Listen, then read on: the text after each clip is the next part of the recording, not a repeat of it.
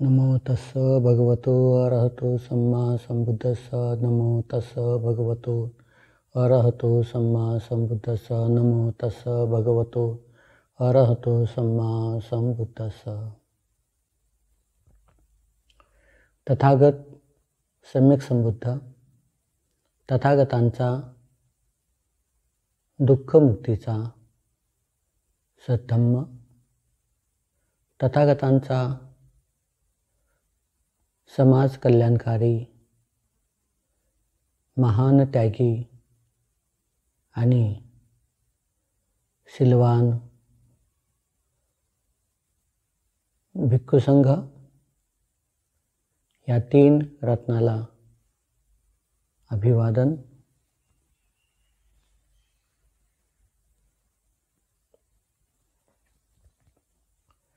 तथागत सम्यक संबुद्धांनी जो धम्मोपदेश केलेला आहे, हा धम्मोपदेश प्रवजितांसाठी, जे प्रवजित आहेत, जे ब्रह्मचर्याचं परिपूर्णपणे पालन करतात, असे पूजनीय भिक्खुसंघ आणि गृहस्थी जे उपासक उपासिका आहे, या दोन लोकांना ध्यानात घेऊन तथागतांनी आपला धम्मोपदेश केलेला आहे। त्यामध्ये उपासक उपासिका हा जो एक गृहस्थी लोकांचा समूह आहे, संघ आहे उपासक उपासिकांचा, त्यांना खूप श्रद्धावान, शीलवान, त्यागी, मैत्रीपूर्ण चित्ताचा बनविण्यासाठी तथागतांनी खूप असा गहन उपदेश केलेला आहे। त्यांच्या शील पालन करण्यामधून, त्यांच्या धम्म आचरणामधून त्यांच्या जीवनाची प्रगती होऊन ते सर्व भयापासून, भीतीपासून, चिंतेपासून, रोगापासून मुक्त होतील, अशी गहन उपदेश शिकवण तथागतांनी उपासक उपासिकांनी दिलेली आहे। तर आजच्या या प्रवचनामध्ये आपण उपासक उपासिकांच्या जीवनामध्ये धम्म आचरणाच्या प्रगतीसाठी सहाय्यक, हितकारक असणारे जे 7 प्रकारचे धम्म आहेत, त्याबद्दल आपण अत्यंत काळजीपूर्वक आणि अत्यंत लक्ष देऊन हे प्रवचन आपण ऐकावं, की जेणेकरून निश्चितच हे प्रवचन आपल्याला सहाय्यक बनेल, हितकारी बनेल आणि आपण एक आदर्श उपासक उपासिका होत। या निमित्ताने तथागत सम्यक संबुद्धाने अंगुत्तर निकायामध्ये जे सुत्तक निपात आहे, सुत्तक निपात, यामध्ये जे 7 प्रकारचे धम्म सांगितलेले आहे आदर्श उपासक उपासिकांसाठी, हे धम्म आपल्याला माहिती असणं अत्यंत आवश्यक आहे आणि ते समजून घेणं सुद्धा आपल्या कल्याणकारी आहे। तर प्रथम जे उपदेश केलेला आहे तथागतांनी, त्यामध्ये तथागत म्हणतात, भंतेंना भेटण्यासाठी उपासकाने विसरू नये किंवा टाळाटाळ करू नये। जर कदाचित उपासकांनी भंतेजीला भेटण्यासाठी टाळाटाळ केली किंवा विसरले, तर त्यामध्ये आपल्याला जो काही मार्ग उपदेश मिळतो, जे काही आपल्याला सद्धामाचं ज्ञान मिळतं, ते ज्ञान आपल्याला मिळणार नाही. आणि मग आपल्या जीवनामध्ये जे काही प्रश्न असतील, चाहे ते व्यक्तिगत असतील, कारण की मनुष्य म्हटल्यानंतर त्याच्या जीवनामध्ये अनेक प्रश्न असतात, अनेक अडीअडचणी असतात, अनेक चिंता असते, अनेक प्रकारचे वेगळे त्याला दुःखाकडे घेऊन जाणारे त्याच्या सवयी असतात. ह्या सर्व गोष्टीपासून स्वतःचं रक्षण करायचं असेल, स्वतःचं कल्याण करायचं असेल, तर आपण भंतेजीला भेटलं पाहिजे, वारंवार भेटलं पाहिजे, नियमितपणे भेटलं पाहिजे. त्याचा फायदा हा होतो की आपले जे काही व्यक्तिगत प्रश्न असतील की जे आपण सहसा कोणाला विचारू शकत नाही, आपल्या मनामध्ये शंका असते, आपल्या मनामध्ये चिंता असते, आपल्या मनामध्ये भय असतं, त्यामुळे कधीकधी आपण जे काही व्यक्तिगत प्रश्न ज्याला आपण म्हणतो ते आपण ते सहजच कोणालाही विचारू शकत नाही समाजामध्ये, कारण की सर्वच आपल्या पातळीचे असतात. परंतु भंतेजी म्हटल्यानंतर भंतेजी हे आपल्या जे जीवनाची पातळी असते त्यापेक्षा हे वेगळे असतात, कारण की त्यांच्या चित्तामध्ये मैत्री असते, करुणा असते, दया असते, प्रेम असतं, सहानुभूती असते, मदत करण्याची भावना असते आणि त्यामध्ये पूर्णपणे निस्वार्थीपण असतं. तर ही बाब, हे लक्षण भंतेजीमध्ये असतं. कारण कोणाचं काही नुकसान होत असेल आणि भंतेजीला ते कळालं तर भंतेजी निश्चितच उपदेश करतात. आणि तो उपदेश करत असताना फक्त एकच ध्येय समोर ठेवतात की या व्यक्तीवरती संकट, धोका किंवा दुःख उत्पन्न झालं नाही पाहिजे, या व्यक्तीचा विनाश झाला नाही पाहिजे, याचं कल्याण झालं पाहिजे, याला जीवनामध्ये सुख, शांती, आनंद, समाधान मिळालं पाहिजे, याला जीवनामध्ये सुगतीचा लाभ झाला पाहिजे. अशा उदात्त भावनेनं, अत्यंत मैत्रीपूर्ण चित्ताने भंतेजी उपासकाला किंवा जे काही ग्रस्ती असतात त्यांना उपदेश करतात, त्यांना मदत करतात, त्यांचे खऱ्या अर्थानं कल्याण मित्र बनून त्यांचं हित करतात. परंतु ह्या सगळ्या गोष्टी जे काही ग्रस्ती धर्मामध्ये असतील त्यांच्यामध्ये असतीलच असं नव्हे, कारण की हे ग्रस्ती म्हटल्यानंतर त्यांना काही अर्थाने, काही माध्यमाने, काही मोबदला हवा असतो, काहीतरी त्यांना मदतीची अपेक्षा असते आणि त्या व्यतिरिक्त अत्यंत निस्वार्थी होऊन ते मदत करत नाहीत. काही ना काहीतरी हेतू ठेवून आपला स्वार्थ, आपल्याला या व्यक्तीकडून मदत झाली पाहिजे, या व्यक्तीकडून आपल्याला काही उपयोग झाला पाहिजे, संकटाच्या काळामध्ये म्हणा किंवा कोणत्याही अपप्रसंगी, अशा उद्देशानंच इतर जे ग्रस्ती लोक आहेत हे एकमेकाला समाजामध्ये मदत करत असतात. विना मोबदला, विना स्वार्थ ठेवून ते मदत करत नाहीत, काही ना काहीतरी स्वार्थ असतो. परंतु भंतेजी म्हटल्यानंतर तिथे हा भावच नसतो. त्यांना एवढंच माहिती आहे की आपलं हे जीवन आपल्याही कल्याण करण्यासाठी उपयोगी पडावं आणि समाजामध्ये जे काही गरजू आहेत, ज्यांना मदतीची अपेक्षा आहे, ज्यांना धमदेशनेची किंवा मार्गदर्शनाची गरज आहे, अशांसाठी ते स्वतःहून पुढे येऊन त्यांना मदत करत असतात. ते त्या ठिकाणी कोणताही जवळचा दूरचा हा भाव न करताना किंवा चांगला वाईट, गरीब श्रीमंत हा भाव न करताना सर्वांचं कल्याण व्हावं, सर्वजण दुःखापासून मुक्त व्हावेत, सर्वांचं दुःख नाहीसं व्हावं, या उदात्त भावनेनं कसलाही भेदभाव न करता, कसलाही फरक न करता माणसांमध्ये ते मदत करत असतात. म्हणून आपलं परम कर्तव्य आहे उपासक उपासिकांचं की आपण भंतेजीला भेटण्यासाठी टाळाटाळ करू नये, भंतेजीला भेटण्यासाठी आपण दुर्लक्ष करू नये. कधीकधी असे काही प्रश्न उपस्थित होतात, व्यक्तिगत होतातच, कौटुंबिक उत्पन्न होतात.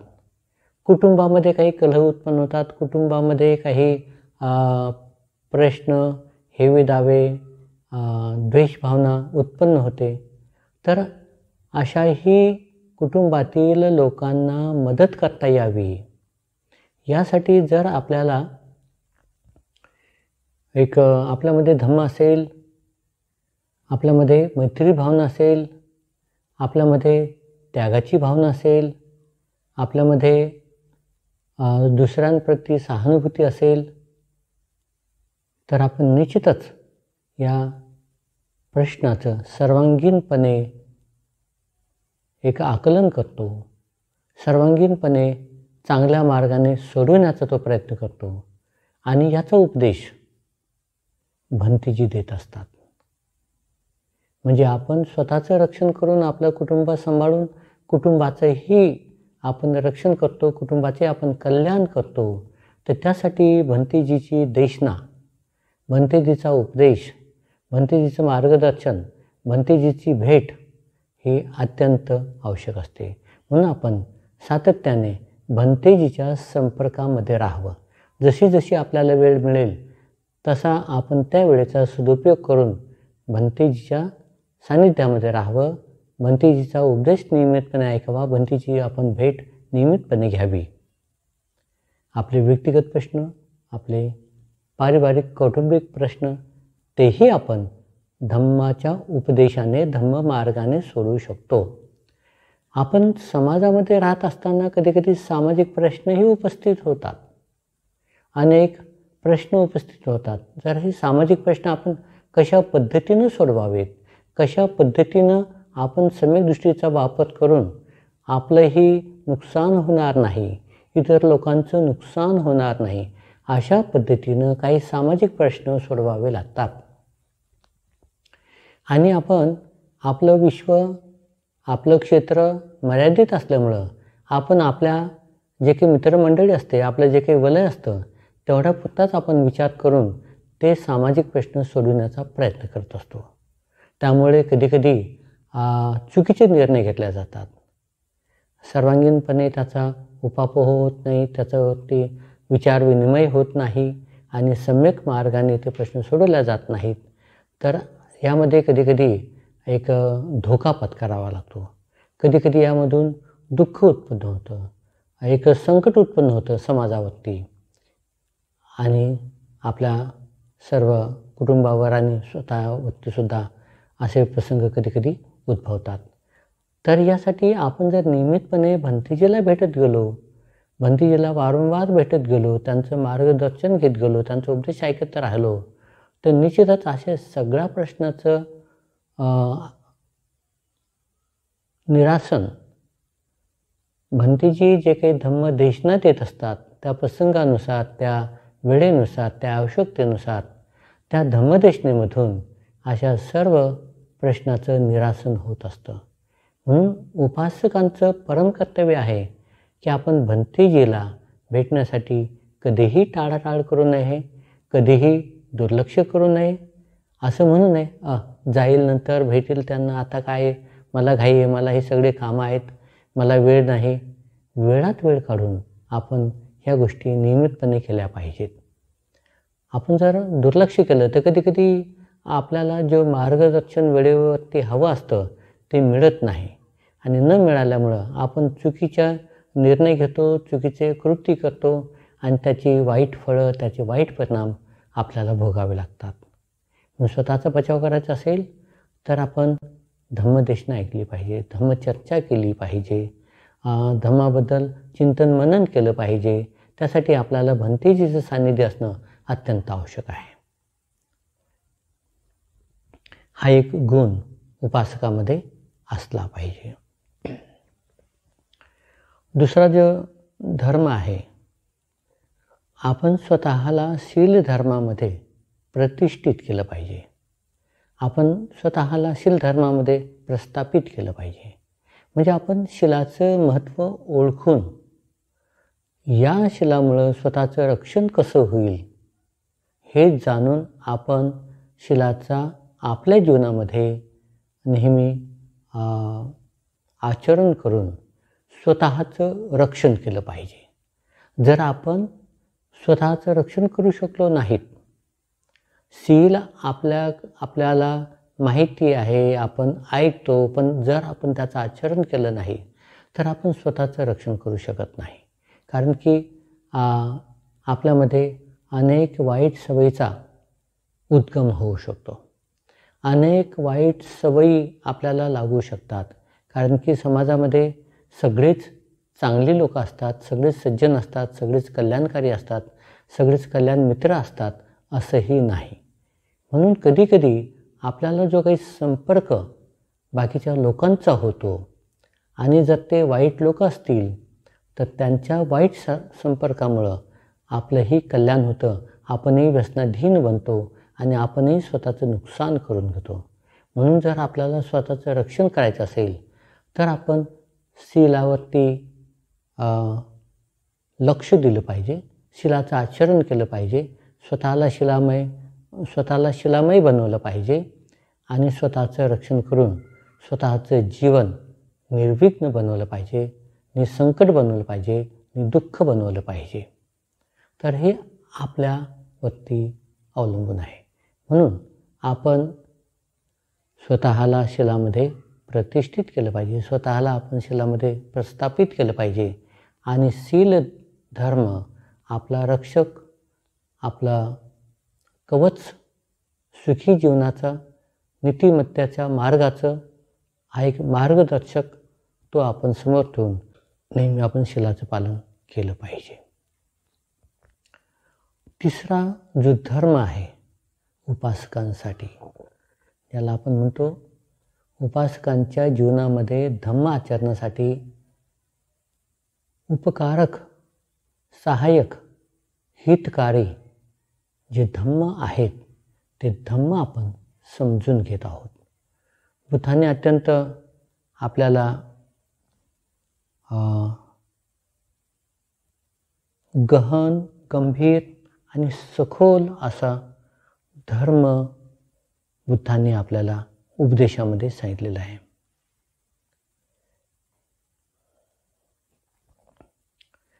आपण तथागतांचा सद्धम्म नियमितपणे ग्रहण केला पाहिजे. तर आपण जो तथागतांचा धम्म ग्रहण करतो, शिकवण आचरणात आणतो, तर त्याचा उद्देश काय असावा हे अत्यंत महत्त्वाचं आहे. आपण तथागतांचा धम्म शिकण्यासाठी टाळाटाळ करू नये, त्याकडे दुर्लक्ष करू नये. कारण माणसाची जीवनाची वेळ ही अत्यंत वेगाने पुढे जाते. माणसाचं जीवन हे अतिशय क्षणभंगूर आहे. जर आपण हा विचार केला, ते भंतेजी काय दर्शनं देतात, ते भंतेजी काय शिकवतात, त्यांना किती ज्ञान आहे, त्यांना किती त्यांचे ग्रंथ वाचन झाले, किती पुस्तकं त्यांनी वाचले, काय शिकवतात, हे ते तर मला सगळं माहीत आहे, मी सगळं ऐकलेलं आहे, मला सगळं माहिती आहे, मला ऐकण्याची गरज नाही, मला शिकण्याचीही गरज नाही, मला सर्व माहिती आहे, मला सर्व येतं आहे, असा अहंकार आपल्यामध्ये कधीकधी जागृत होतो. आणि या अहंकारामुळे आपलं स्वतःचं अतोनात नुकसान होतं. कारण कधीकधी आपण जे ऐकलेलं असतं किंवा वाचलेलं असतं, ग्रंथामध्ये किंवा प्रवचनामध्ये ऐकलेलं असतं, आपल्याला वाटतं हे तर मला माहिती आहे, हे तर मला याच्यापेक्षा जास्त कळतं, जेवढं भंतेजीने सांगितलं त्याच्यापेक्षा मला जास्त माहिती आहे, जास्त तर्क वितर्क करू शकतो मी, जास्तीत जास्त वादविवाद करू शकतो आणि माझ्यापुढं वादविवादामध्ये तर्कामध्ये कोणी टिकत नाही. म्हणून आपण कधी कधी धम्म शिकण्यासाठी, धम्म ऐकण्यासाठी टाळाटाळ करतो, त्याकडे दुर्लक्ष करतो आणि स्वतःचा अहंकार टिकवून ठेवतो. जो श्रद्धावान उपासक आहे तो स्वतःचा अहंकार कमी करण्याचा प्रयत्न करतो. तो स्वतःचा अहंकार कधीही टिकून ठेवत नाही, स्वतःचा अहंकार कधीही तो वाढवत नाही आणि त्याला वाढू देत नाही. तो उपासक असतो. म्हणून उपासकाने धम्म शिकण्यासाठी, धम्म ऐकण्यासाठी कधीही टाळाटाळ करू नये किंवा दुर्लक्ष करू नये. त्याचं कारण संघामध्ये जे भंतेगण असतात, भिक्षू असतात, हे सर्व भिक्षूंनी तो धम्म त्यांनी आपल्या धम्म आचरणामधून अनुभवलेला असतो. त्यांचे अनुभव वेगळे वेगळे असू शकतात. त्यांची धर्माची सखोलता, धर्माची विद्वत्ता किंवा गहनता वेगळ्या वेगळ्या प्रकारची असू शकते. कधीकधी आपल्याला ते कळत नाही. आपण फक्त बाह्य रूपाने भंतेजीला पाहतो, भंतेजीला समजून घेण्याचा प्रयत्न करतो आणि त्यांच्याबद्दल तर्कवितर्क करत असतो. मनामध्ये अनेक प्रकारच्या शंका कुशंका ठेवून आपण ते आपल्या घरामध्ये, आपल्या मनामध्ये त्यांच्याबद्दल एक विचार उत्पन्न करत असतो. आणि त्यामुळं हा जो अहंकार आहे मीपणाचा, हा मीपणाचा अहंकार ते धम्मदेशना ऐकू देत नाही, धम्म आचरण करू देत नाही, धम्म शिकू देत नाही आणि धम्म ऐकण्यासाठी, धम्म आचरण करण्यासाठी टाळाटाळ केल्या जाते. मला माहिती आहे, मी नंतर करेल, मला येतं, सगळं काही मला अवगत आहे. तर असा हा जो अहंकार असतो, हा अहंकार माणसाचं अतोनात नुकसान करतो. आणि अशा प्रकारचा अहंकार उपासकामध्ये उत्पन्न होणार नाही यासाठी धम्म शिकण्यासाठी, धम्म ऐकण्यासाठी, धम्म आचरण करण्यासाठी कधीही टाळाटाळ करू नये, कधीही दुर्लक्ष करू नये. तर हे अत्यंत महत्त्वाचे उपदेश तथागतांनी आपल्याला दिलेले आहेत. ते उपदेश आपण या धम्मवाणीमध्ये, बुद्धवाणीमध्ये आपण ते समजून घेत आहोत. त्यानंतर आपण भिक्खू संघ म्हटल्यानंतर अनेक भंतेगण पाहतो. अनेक भंतेगण पाहतो. काही लहान लहान भंतीचे असतात, काही मध्यम वयाचे असतात, काही ज्येष्ठ भंतीचे असतात, वयस्कर असतात. तर कधीकधी आपण या भंतेजींना पाहिल्यानंतर आपल्या मनामध्ये आपण वेगळेच एक विचार उत्पन्न करतो किंवा वेगळी एक संकल्पना करतो.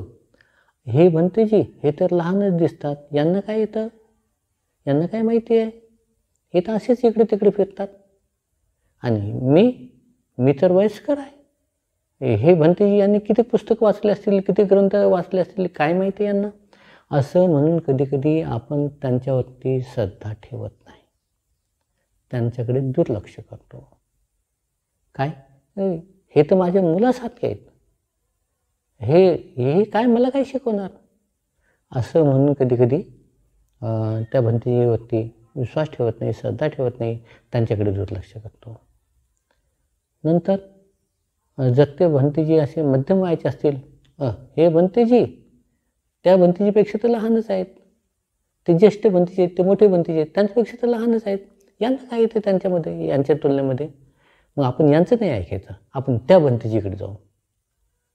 असं म्हणून आपण जे मध्यम वयाचे भंतेजी असतात आपण त्यांच्याकडे दुर्लक्ष करतो आणि मग दुर्लक्ष करतो, श्रद्धा ठेवत नाही, दानधर्म करत नाही, मदत करत नाही, त्यांना भेटत नाही, त्यांच्याकडे अन्य कारणाने दुर्लक्ष केलं जातं.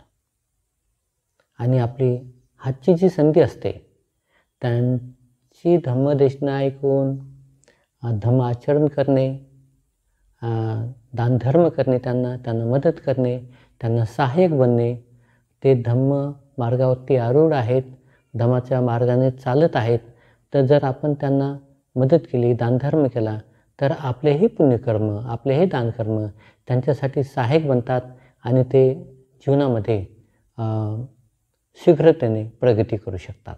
कारण सर्व सुखसोयी उपलब्ध असल्यानंतर ते सगळं सुविधा त्यांना सहाय्यक बनतात आणि धम्मामध्ये ते प्रगती करू शकतात.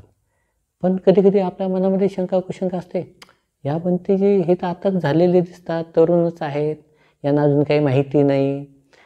ते भंतेजी आहेत तर ते वयस्कर आहेत, त्यांना जास्त माहिती आहे, ते जास्त पुण्यवान आहेत वगैरे वगैरे अशा शंका कुशंका आपल्या मनामध्ये उत्पन्न होतात.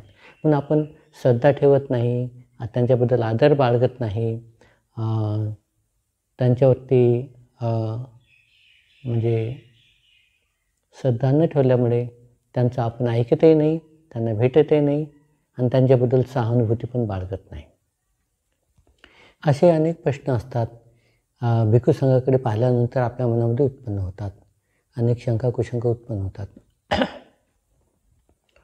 नंतर आपण जे ज्येष्ठ भंतेजी असतात, वयस्कर भंतेजी असतात, त्यांच्याकडे जातो. हे भंतेजी वयस्कर आहेत आणि खूप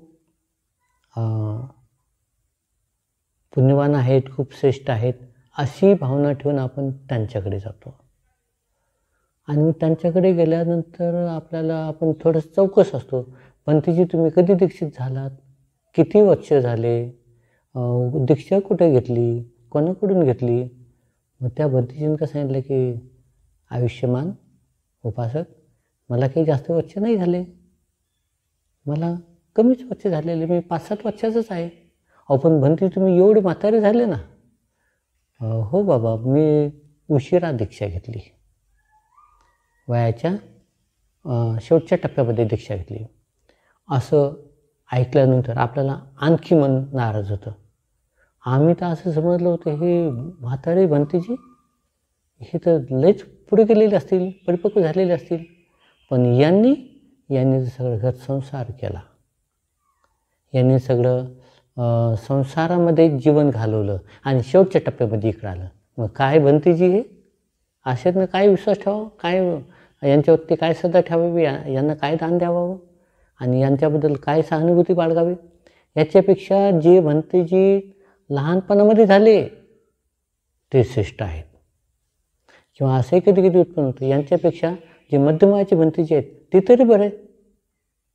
ते जे लहान भंतेजी आहेत ते बालब्रह्मचारी आहेत, त्यांनी घरसंसार केला नाही, काही गोष्टी केल्या नाही आणि ते इकडं आलेत. ते किती पवित्र आहेत, ते किती शुद्ध आहेत. असं म्हणून आपण त्या ज्येष्ठ भंतेजीला किंवा म्हाताऱ्या भंतेजीलाही दोष देतो. म्हणजे अशा पद्धतीनं आपल्या मनामध्ये शंका कुशंका उत्पन्न होऊन संघाच्या प्रती आदर उत्पन्न होत नाही, श्रद्धा उत्पन्न होत नाही, त्यागाची भावना उत्पन्न होत नाही आणि आपण त्यांच्यावरती विश्वासही ठेवत नाही. आणि जर आपण भंतेजीवरती विश्वास ठेवला नाही, श्रद्धा ठेवली नाही, तर त्याच्यामध्ये खूप मोठं नुकसान फक्त आपलं आणि आपलंच होतं. तुम्हाला बुद्धिमत्ता आहे, तुम्हाला विचार आहे, तुम्ही प्रत्येक गोष्ट तपासून पाहू शकता, विचार करून पाहू शकता, चिंतन मनन करून तुम्ही त्याचं आकलन करू शकता. मग या गोष्टीचा तुम्ही उपयोग केला पाहिजे. कोणतेही भंतेजी असतील त्यांच्यावरती तुम्ही विश्वास ठेवा, त्यांच्यावरती श्रद्धा ठेवा. कोणतेही भंतेजी असतील,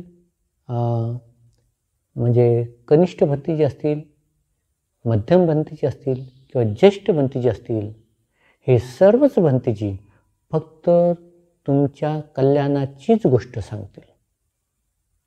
कधीही तुमचं अहित होईल, कधीही तुमचं नुकसान होईल, कधीही तुम्हाला तुमच्यावरती संकट धोके येतील असा कधीच उपदेश देणार नाही आणि असं कधीच मार्गदर्शन करणार नाही.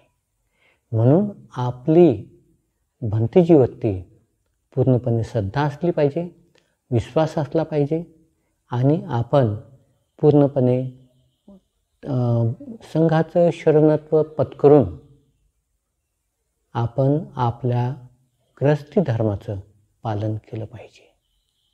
यासाठी अत्यंत आवश्यक आहे की आपण भंतेजीवर संघावरती आपला विश्वास ठेवला पाहिजे, आपली श्रद्धा ठेवली पाहिजे आणि आपण आपलं कल्याण करून घेतलं पाहिजे. हे अत्यंत महत्त्वाचं आहे. कधीकधी आपल्याला कळत नाही, हे लहान भंतेजी, हे मध्यम भंतेजी किंवा हे ज्येष्ठ भंतेजी ते कोणत्या पदाला आहेत, त्यांची आध्यात्मिक लेवल काय आहे, त्यांची आध्यात्मिक पातळी, त्यांचं आध्यात्मिक जे काही बलं आहेत, धम्माचे बलं हे काय आहेत हे आपल्याला कळत नाही. आणि त्यामुळं आपण असल्या बाबीमध्ये कसलाही किंतु परंतु न ठेवताना अत्यंत शुद्ध पद्धतीने पूर्ण भिक्खू संघावरती विश्वास ठेवला पाहिजे, श्रद्धा ठेवली पाहिजे आणि आपण आपले पुण्यकर्म केले पाहिजे, कुशल कर्म केले पाहिजेत. बाकीचं कोण काय आहे, ज्याचे त्याचे कर्म ज्याच्या त्याच्या पाठीमागं जात असतातच, त्याच्याबद्दल आपल्याला चिंता नको. ते धर्माचरण करत नाही, ते विनयाचं पालन करत नाही, ते शिलाचं पालन करत नाही, ते दानधर्म देत नाही, ते श्रद्धा ठेवत नाही, ते प्रवचन ऐकत नाही, ते विहारमध्ये येत नाही. अशा गोष्टी आपण नेहमी समाजामध्ये पाहतो आणि त्याच गोष्टीचा आपण उदो करत असतो. तर यामुळे काय होतं, आपले जे काही सम्यक एक जो विचार असतो, हा आपला सम्यक विचार तो डळमळीत होतो, आपली श्रद्धा डळमळीत होते आणि त्यामुळं आपण श्रद्धा विश्वास आपला कमी झाला तर आपण स्वतःही कुशल कर्म करत नाही, पुण्यकर्म करत नाही, शिलाचं पालन करत नाही, बुद्ध धर्म संघाला परिपूर्णपणे समर्पित होत नाही आणि यामध्ये नुकसान आपलं होतं. म्हणून आपली भंतेजीवरती श्रद्धा असावी, विश्वास असावा आणि आपण पूर्ण श्रद्धेनं त्यांच्या उपदेशानुसार, त्यांच्या शिकवणुकीनुसार आचरण करावं, आपल्या जीवनाचं कल्याण करावं. अत्यंत आवश्यक आहे. उपासकांच्या जीवनामध्ये धम्म आचरणासाठी जे सहाय्यक धम्म आहेत, हितकारी धम्म आहेत, त्यामध्ये एक धर्म आहे, तो म्हणजे आपण नेहमी धम्मदेशना ऐकतो. उपासक उपासिका धम्मदेशना ऐकतात आणि धम्मदेशना ऐकताना त्यांच्या मनामध्ये वेगळ्या वेगळ्या संकल्पना असतात, वेगळे वेगळे विचार असतात, वेगळे वेगळे उद्देश असतात धम्मदेशना ऐकण्यासाठी. काही जण धम्मदेशना ऐकतात स्वतःचं ज्ञान वाढविण्यासाठी, स्वतःचं अज्ञान कमी करून ज्ञानाची अवस्था प्राप्त करण्यासाठी. हा त्यांचा एक कुशल उद्देश आहे, चांगला उद्देश आहे. पण काही लोक, काही उपासक किंवा काही लोक धम्मदेशना ऐकतात तर ते एका नकारात्मक भावनेतून धम्मदेशना ऐकतात. त्यांचा उद्देश धम्मदेशना ऐकायचा, धम्मदेशना ऐकून वादविवाद करायचा, जे ऐकलं त्याच्यावरती टीकाटिप्पणी करायची, जे ऐकलं त्याच्यामध्ये उणिवा शोधायच्या, उणिवा शोधून चर्चा करायची, तर्क वितर्क करायचा आणि शेवटी कुतर्क करून भांडणं करायचं. अशाही उद्देशानं काही लोक प्रवचन ऐकतात, धम्मदेशना ऐकतात. तर निश्चितच हा उद्देश एक सम्यक उद्देश नाही किंवा चांगला उद्देश नाही. आपण धम्मदेशनं जे ऐकतो, तर्क वितर्क करतो, शेवटी कुतर्क करतो आणि शेवटी भांडणंही करतो, तर हा धम्मदेशना ऐकण्याचा उद्देश नसावा. धम्मदेशना ऐकण्याचा उद्देश हा असावा की माझ्यामध्ये जे काही अज्ञान आहे, माझ्यामध्ये जे काही मिथ्या दृष्टी आहे, माझ्यामध्ये जे काही चुकीचे समज आहेत, जे काही गैरसमज आहेत, त्याचं निरासन व्हावं. ती धम्मदेशना ऐकताना ती धम्मदेशना मला समजावी, ती धम्मदेशना ऐकल्यानंतर माझं कल्याण व्हावं, या उद्देशानं धम्मदेशना ऐकली पाहिजे. नाहीतर आपण पाहतो बरेच लोक धम्मदेशना ऐकतात आणि प्रतिप्रश्न विचारतात. प्रतिप्रश्न विचारणं चांगलं आहे, पण आवश्यक असेल, योग्य असेल तर विचारावे. फक्तच स्वतःचं हुशारी दाखवण्यासाठी, स्वतःचं विद्वत्ता दाखवण्यासाठी, स्वतःची बुद्धी दाखवण्यासाठी काही प्रश्न विचारायचे आडवे तिडवे आणि जे प्रवचन देतात, जे देशना देतात, त्यांना धारेवरती धरायचं किंवा त्यांना अपमानित करायचं, अशाही प्रकारे अशाही उद्देशानं काही लोक धम्मदेशना ऐकतात. तर अशा गोष्टी उपासकांमध्ये होता कामा नये. जर खरा उपासक जर आपण म्हणतो तर त्याच्यामध्ये ही चेतनाच नसावी. त्याच्यामध्ये चेतना असावी राजा मिलिंदसारखी. त्याच्यामध्ये चेतना असावी भंते नागसेनांनी ज्या प्रकारे प्रश्नाची उत्तरं समजून दिलेली आहेत, उत्तरं दिलेली आहेत, त्या प्रकारे ते समजून घेण्याची त्यामध्ये चेतना असावी. जर असं चेतना असेल धम्मदेशना ऐकताना तर निश्चितच त्या उपासकाचं कल्याण होतं. अन्यथा वाईट चेतना असेल, नकारात्मक भावना असेल तर त्याच्यामध्ये अहंकार, गर्व उत्पन्न होतो आणि मग जे काही धम्मदेशना देणारे असतील, भंतेजी असतील किंवा एखादे काही कल्याण मित्र असेल तर त्यांच्यासोबत वादविवाद करून त्यांना एक कमी लेखण्याचा प्रयत्न केला जातो.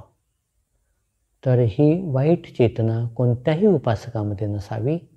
जर अशा प्रकारे आपण चेतना ठेवून धम्मदेशना ऐकत असो तर आपलं कल्याण होत नाही. आपल्याला त्या धम्मदेशनेचा सार कळत नाही, त्या आपल्याला धम्मदेशनेचा लाभ होत नाही आणि त्या धम्मदेशनेमुळं आपलं कल्याण होत नाही.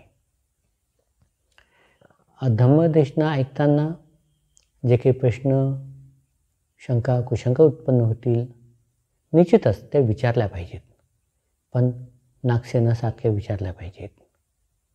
नागसेनासारख्या त्या समजून घेतल्या पाहिजेत प्रश्नाची उत्तरं. भंते नागसेनांनी एक एक प्रश्न विविध अंगाने समजून घेतला. एक प्रश्न वेगळ्या वेगळ्या माध्यमाने समजून घेतला.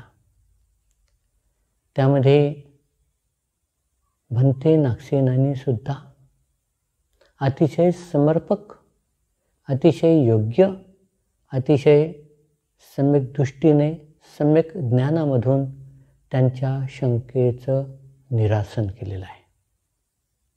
तर तशी चर्चा, तसा उद्देश धम्म ऐकताना, धम्म समजून घेताना उपासकांनी ठेवला पाहिजे. तरच धम्म ऐकण्यामध्ये, धम्मचर्चा करण्यामध्ये आणि धम्म समजून घेण्यामध्ये काही फायदा होऊ शकतो. अन्यथा केवळ फक्त वादविवाद करण्यासाठी, टीका करण्यासाठी, टिप्पणी करण्यासाठी, स्वतःचा अहंकार दाखवण्यासाठी, स्वतःचं प्रभुत्व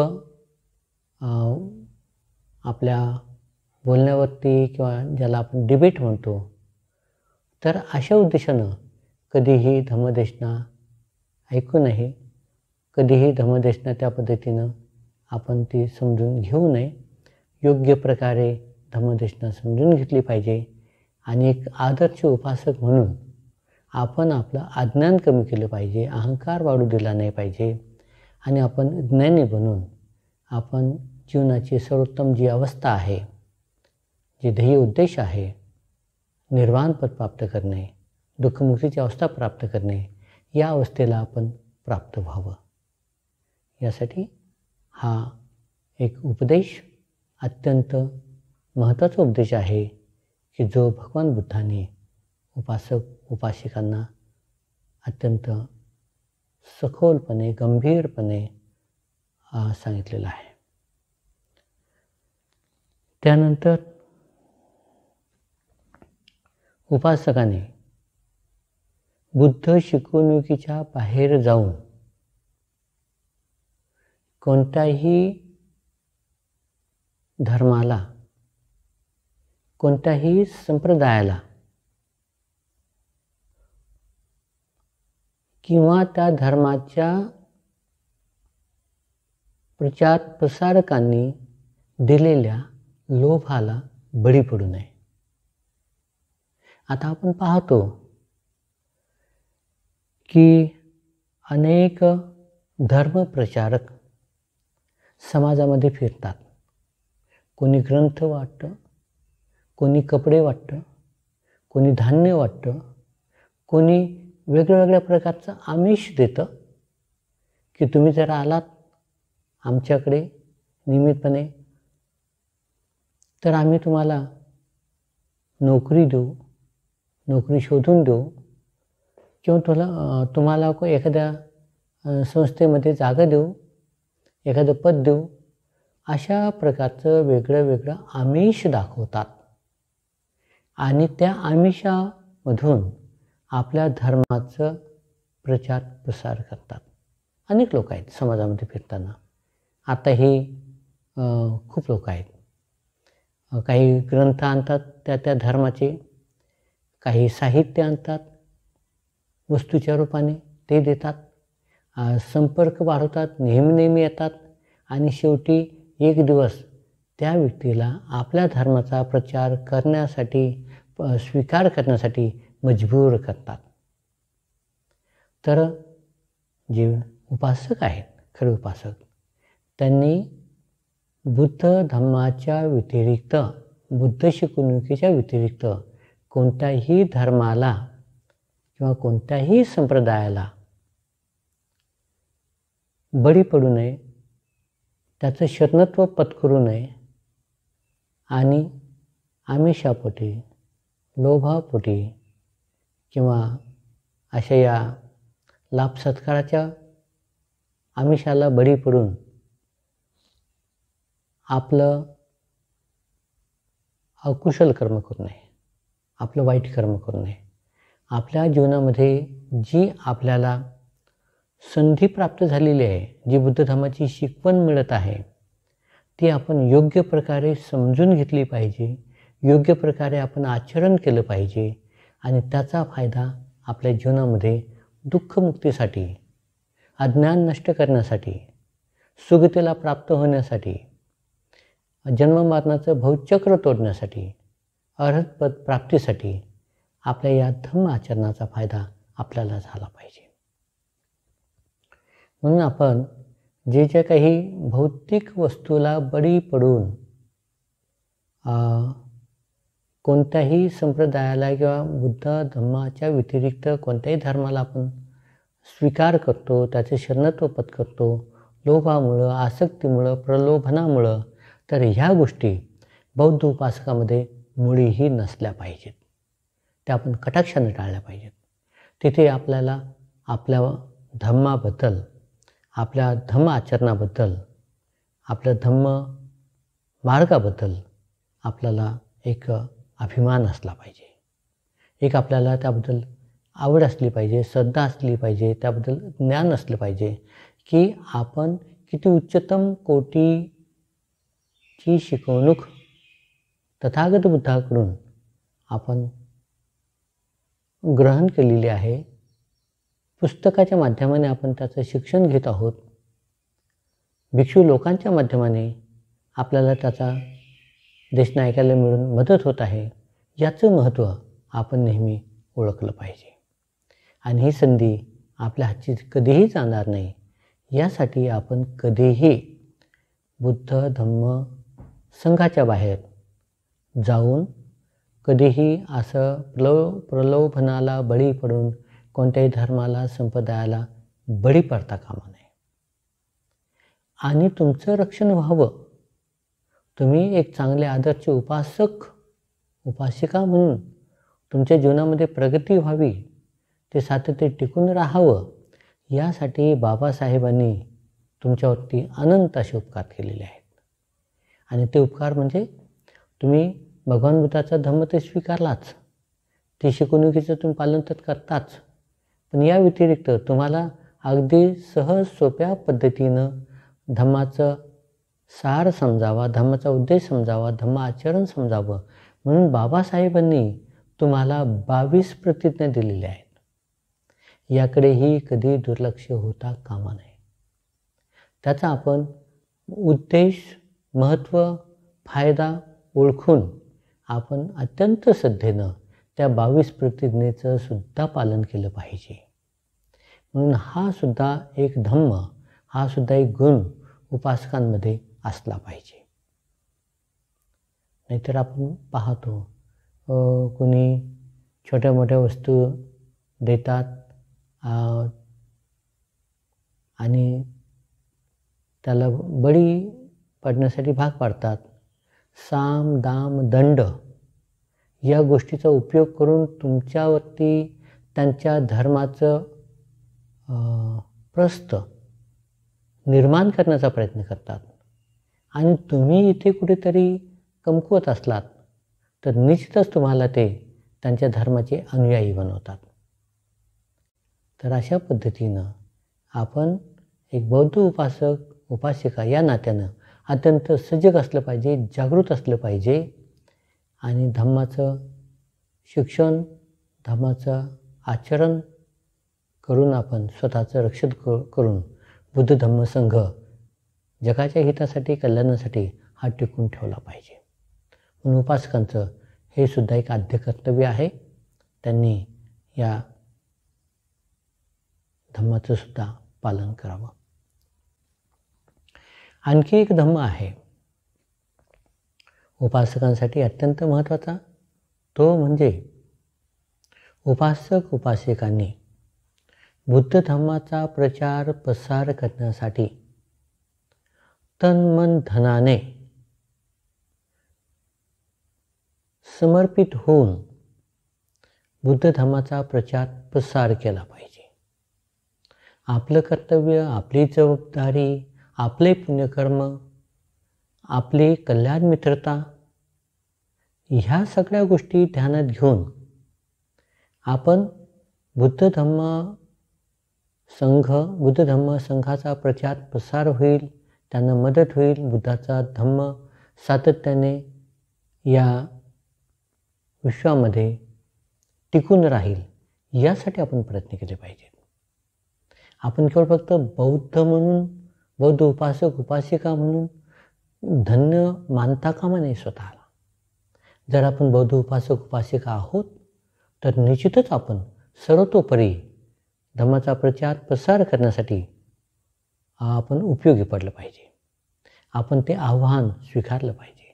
आपण त्यासाठी आपण प्रयत्नशील असलं पाहिजे आणि यासाठी अध्ययन केलं पाहिजे, चिंतन मनन केलं पाहिजे, आचरण केलं पाहिजे आणि जे काही आपल्याला फलप्राप्ती होईल त्या फलप्राप्तीचा उपयोग स्वतःला घेऊन इतरांना सुद्धा त्याचा फायदा मिळेल अशा पद्धतीनं आपण आचरण केलं पाहिजे. या ठिकाणी बाबासाहेब एक गोष्ट अत्यंत प्रखरतेने उपासक उपासिकांना सांगतात. ते बाबासाहेब म्हणतात, धम्माचा प्रचार प्रसार करण्यासाठी तुम्ही तुमच्या उत्पन्नाचा 20वा हिस्सा धम्मासाठी दान द्या, समाजासाठी दान द्या. तुमच्या उत्पन्नाचा 20वा हिस्सा म्हणजे किती टक्के? जर आपल्याला जे उत्पन्न मिळतं त्याचे जर आपण 20 हिस्से केले तर किती टक्के येतील? म्हणजे उदाहरणार्थ 100 रुपये आहेत. 100 रुपयाचा 20वा हिस्सा तुम्ही धम्मासाठी, धम्माचा प्रचार प्रसार करण्यासाठी समाजासाठी तुम्ही दान दिलं पाहिजे. म्हणजे 100 रुपयामध्ये जर 20वा हिस्सा म्हटलं तर किती होतात? फक्त 5 रुपये. 20 रुपये नाही. किती होतात? 5 रुपये. मग आपण स्वतःला विचारावं, मला जे काही उत्पन्न मिळतं, जे मी काही मेहनतीनं कष्टाने जे काही मिळवतो, माझं इन्कम, त्याच्यापैकी मी खरोखर 20वा हिस्सा समाजाला दान देतो का?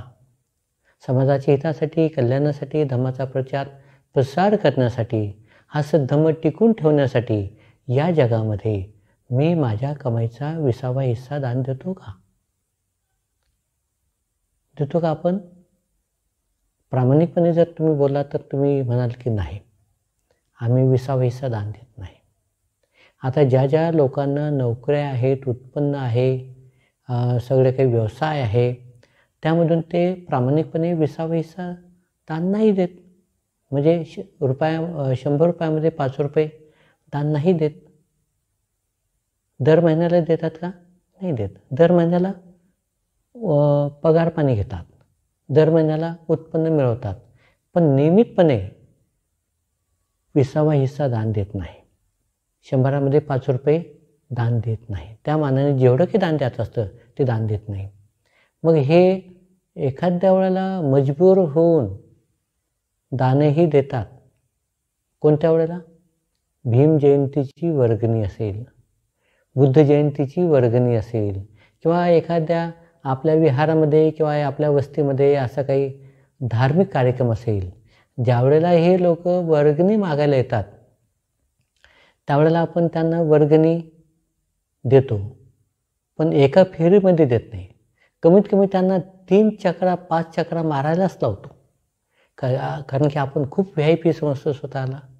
आणि मी दान देतो म्हणजे मी समाजावरती उपकार करतो, मी दान देतो म्हणजे मी धम्माचं खूप मोठं काम करतो, आणि माझ्यासारखा त्यागी, माझ्यासारखा दानी इथे कोणीच नाही. म्हणून आपण या अहंकाराने आलेले जे काही वर्गाने गोळा करतात, त्यांनासुद्धा आपण कमीत कमी 3 ते 5 चकरा मारायला लावतो. त्यावेळेला कुठे वर्गणी दान देतो, आणि तीही जेवढी ठरलेली आहे तेवढी देत नाही. सांगतो की आता आमच्याकडे एवढीच आहे, एवढीच घेऊन जा, पुढच्या वेळेला देऊ उरले काही राहिले तर. असं म्हणून आपण स्वतःची टाळाटाळ करतो, स्वतः या गोष्टीकडे दुर्लक्ष करतो. हे खरं बौद्ध उपासकाचं लक्षण नाही होऊ शकत. इथे स्वार्थ आहे. समाजाच्या नावावर तुम्ही जीवन जगता, समाजाच्या अनुषंगाने तुम्ही सगळं काही कमावता, पण समाजाच्या हितासाठी, कल्याणासाठी तुमच्या उत्पत्तीचा, तुमच्या मेहनतीचा, तुमच्या कष्टाचा, तुमच्या संपत्तीचा 20वा हिस्सा तुम्ही दान देत नाही. आणि हे काही बौद्ध उपासकांचं योग्य लक्षण होऊ शकत नाही.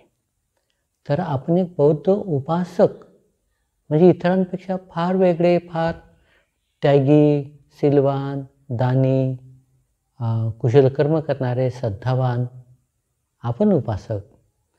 तर आपण योग्य प्रकारे बुद्ध धर्माचा प्रसार होण्यासाठी तन मन धनाने मदत केली पाहिजे, प्रयत्न केले पाहिजे. समर्पित भावना ठेवून आपण आपली जबाबदारी पार पाडली पाहिजे.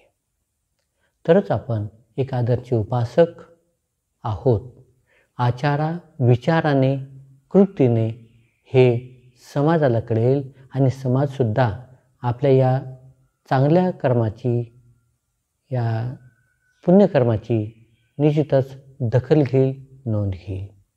आणि अशा चांगल्या समाजामध्ये वावरताना आपल्याला आंतरिक सुख, समाधान, आनंद वाटेल की मी समाजाच्या हितासाठी, कल्याणासाठी, सद्धम्माचा प्रसार करण्यासाठी, सद्धम्म या विश्वामध्ये टिकून ठेवण्यासाठी मी प्रयत्नशील आहे, प्रयत्न करत आहे.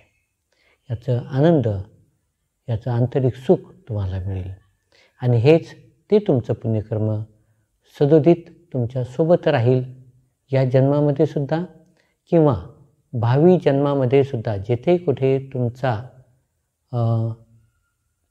सुगतीच्या भूमीमध्ये जन्म होईल किंवा जेथे कुठे कोणत्याही भूमीमध्ये तुमचं उत्पत्ती झाली, जन्म झाला, तर हे पुण्यकर्म त्या भूमीमध्ये तुमची सोबत करेल, तुमच्यासोबत राहील आणि त्याही भूमीमध्ये तुम्हाला सुख, शांती आणि आनंद, समाधान मिळेल. तर यासाठी हे जे काही उपासकांचं जीवन जगत असताना धम्म आचरणाची प्रगती करण्यासाठी जे काही सहाय्यक, हितकारी धम्म तथागत सम्यक बुद्धांनी सांगितलेले आहेत, त्या धर्माचं पालन आपण एक आदर्श उपासक म्हणून करावा, त्याच्याबद्दल अभ्यास करावा, चिंतन मनन करावं, त्याचे फायदे उद्देश समजून घ्यावा आणि आपल्या जीवनाचं कल्याण करावं. तर यासाठी आपली श्रद्धा बुद्ध धम्म संघावरती असावी आणि आपण पूर्णपणे बुद्ध धम्म संघाला समर्पित होऊन स्वतःचं जीवनाचं कल्याण करावं आणि समाजाचंही कल्याण करावं. भवतु सर्वमंगलं रक्षन्तु सर्वदेवता सर्वबुद्धानुभावेन सदा सोथी भवन्तु ते. भवतु सर्वमंगलं रक्षन्तु सर्वदेवता सर्वधर्मानुभावेन सदा सोथी भवन्तु ते. भवतु सर्वमंगलं रक्षन्तु सर्वदेवता सर्वसंघानुभावेन सदा सोथी भवन्तु ते.